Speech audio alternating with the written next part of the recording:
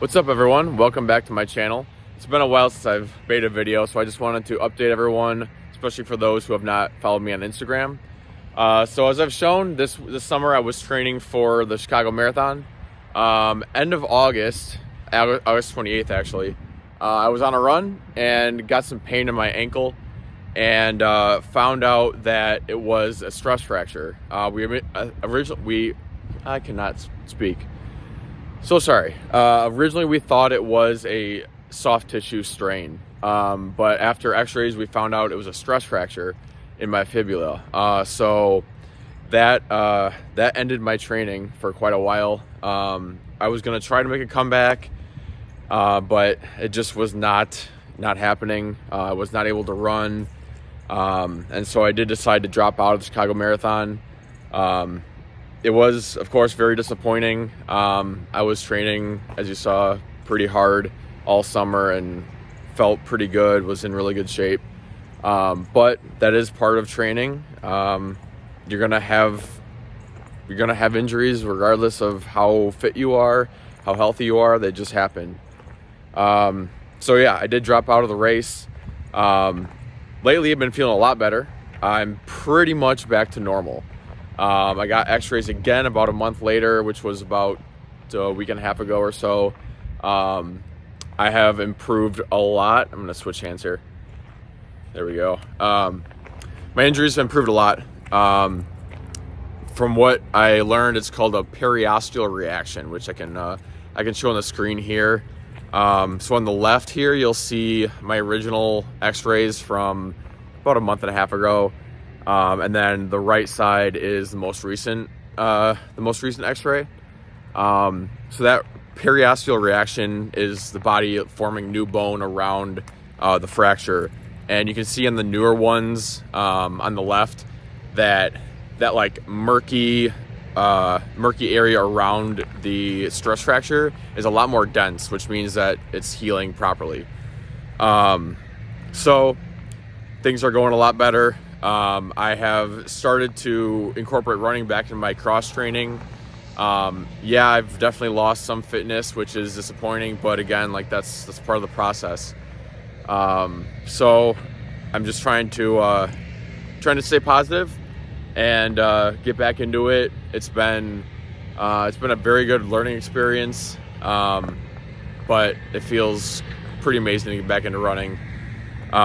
So yeah, still working with my coach, Ryan Schultz. He and I are putting a plan together for next year, which, assuming everything goes to plan, next year is going to be really, really fun. I don't want to share anything yet because nothing is set in stone yet. I've not registered for anything. I'm looking at a few races, a few things that are a little different from what I've normally been training for. But again, it's gonna be something really, really fun and exciting. So yeah, I'll keep you guys along on the journey with me. So we're just gonna take it day by day and hope for the best. A nutrition question I often get is what macros are and why are they important. So macros are short for macronutrients. They are fats, proteins, and carbohydrates. Each one has a very specific and important function in the body, actually many different functions, but so fats are used for your long-term energy as well as hormone balance. They're good for like keeping your skin healthy, joint health, things like that, among a lot of other ones. Carbohydrates are your body's main source of energy. They can be more quick energy for like simple sugars. Those would be found in like candy, fruit, more refined carbohydrates. And then you can get more longer lasting carbohydrates. Those are more like your whole grains, sweet potatoes, things like that. And then proteins is next, of course. Proteins are the building blocks of muscle. So they help with muscle repair, muscle growth, as well as other things, hair, nails, things like that. But those are your main functions. Personally, I always believe that all three are very necessary in your health and your diet. There are some diets out there and fads where, you know, you might cut one out, two out, things like that. I've never tried anything like that. And so I can't really speak to them myself. Also, I'm not a registered dietitian, so I can't I can't prescribe anything. I can't, you know, diagnose anything. I can only give you the knowledge that I've gained through my education and my own experiences. But what I've learned that works best for me is a good balance of all three: carbohydrates, fats, and proteins. I feel better. I perform better in the gym and with running. And again, like I said, cutting one or two out would prevent you from getting a lot of good nutrients. So I fully recommend, like I said, all three in your diet. Macros can be used specifically for body composition changing. So, for example, gaining weight, losing weight, adding some muscle, cutting some body fat, those can be done with manipulation of your macronutrients. Again, regardless of if you're trying to put on weight, lose weight, whatever your goal is, I still recommend having all three in your diet.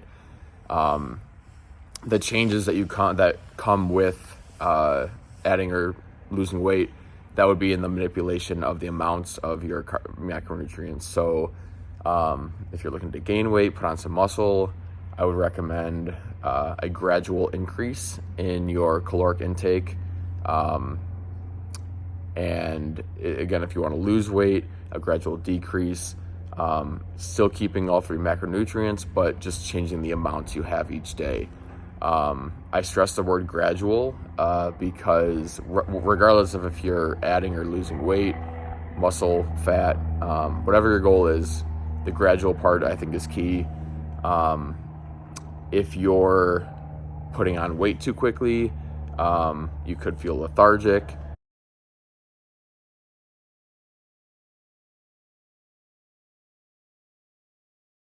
Losing weight too quickly, one could cause muscle loss, which you don't want, as well as hormonal imbalances, which is probably the most important thing. Often, if females were to lose weight too quickly, some side effects of that could be a loss of their period. So again, like you really want to be careful with the rate at which you gain or lose weight. And so they also are important for sports performance. I still, like I said, I believe regardless of what sport or your performance in, I would still recommend all three macronutrients for peak performance. But again, based on your goals, you might change some ratios of fats, protein, and carbohydrates. Like for example, if you're a marathon runner, you might add some more carbohydrates and back off on the fats and proteins a little bit. All three are still important, but again, you want that long-term energy from your carbohydrates. So again, I'm not a registered dietitian, so I can't give you specific meal plans or things like that you need to be following, but I can give you my advice from experiences and education. So I hope that helps with everything. And if you ever have any questions with nutrition or performance training, I'm always happy to help. You can probably tell I filmed that last clip on a different day. Yeah, if you guys have any other questions about training, nutrition, life, whatever, more than happy to answer them. Shoot me a DM. I have my Instagram linked down below. Leave a comment. Anything you want, I'm more than happy to share and try to give you whatever knowledge I can. So yeah, thank you guys again for following along, and I will see you at the next video.